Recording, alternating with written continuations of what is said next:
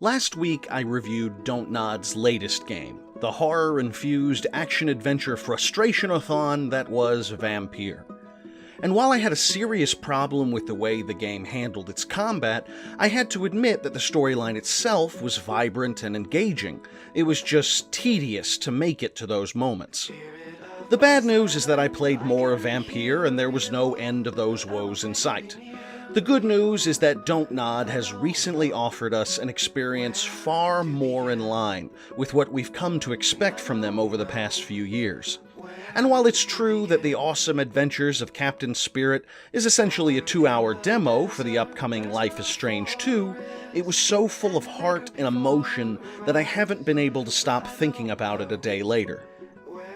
The Awesome Adventures of Captain Spirit is a free game that was released by Dontnod on June 25th of this year. In it you play 9-year-old Chris, a sweet kid with an alcoholic dad, a dead mom, and an overflowing imagination. In true Life is Strange fashion, the gameplay largely involves talking to people and searching for hints, puzzle solutions, and scraps of storyline that will only pull you deeper into the plot. As Chris, you imagine yourself as Captain Spirit, a courageous superhero who can bend the world to his will. Your goals involve piecing together your costume, defeating snowmen in the backyard, and doing anything else that can help you cope with the hand that the cruel outside world has dealt you and your father. The moments when you join Chris in his imagination are visually striking and very charming in a big fish sort of way, as your protagonist is so earnest and good that you want to do everything that you can to make his life as fantastic and adventurous as possible. But the truly powerful moments come from your interactions with Chris's dad. In a lot of stories about abuse, one or both parents often come off as faceless monsters that exist only to demean and destroy the lives of their children. The often more accurate and, as a consequence, more difficult story to tell is that of the father or mother who tries very hard to be good to their children but still ends up hurting them. The authority figure who loves and destroys in equal measure, creating a nervous, frightening climate for a child to grow up in. The relationship that Chris has with his father is one of love in spite of neglect and abuse, and it's a love that you can understand and appreciate. As you uncover the story behind your lost mother and your father's dark descent, you don't just get glimpses at how happy they all used to be, you'll get truly loving moments. These moments are what make their current lives that much more tragic, and there were multiple moments during this 2-hour game that I found myself fogged over with tears. As far as the gameplay is concerned, Captain Spirit follows generally the same slow, methodical style that Life is Strange has followed. The puzzles, if they can even be called that, were surprisingly difficult. They weren't impossible, but there was a level of lateral thinking required that isn't often the wheelhouse of the adventure game. Let me just put it this way. When you're looking for the password for your dad's phone or the combination on a lock, the answer isn't going to be conveniently scrawled on a post-it note somewhere, as it tends to be in other games. It's possible to finish the game without finishing a lot of these puzzles, but they lead to more insights into Chris's life and story that are definitely worth your time, so keep at it.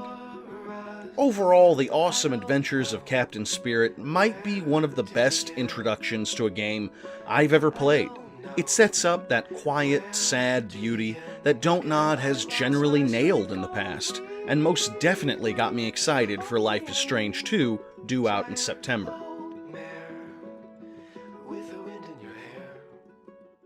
Hey guys, I know you don't see my face on these videos a heck of a lot as often as you used to, but the fact of the matter is today is a special occasion. Today I'm celebrating the fact that I am officially sponsored by Audible, and given that I've been using Audible for years and years now, the fact that they are my first official sponsor is a very big deal to me. So if you head on over to audibletrial.com/El Conquistadork, you can sign up for a 30-day no obligation free free trial with them, get a free audiobook, and check out all the huge discounts and offers that they have on every audiobook you can shake a stick at, one stick at, several sticks at, dozens of sticks, nuclear weapon style sticks. They cannot deal with the number of Audible audiobooks that currently exist. You've got to get in on this. Right now, I am listening to David Sedaris' Calypso. I love David Sedaris, and the audiobooks are even better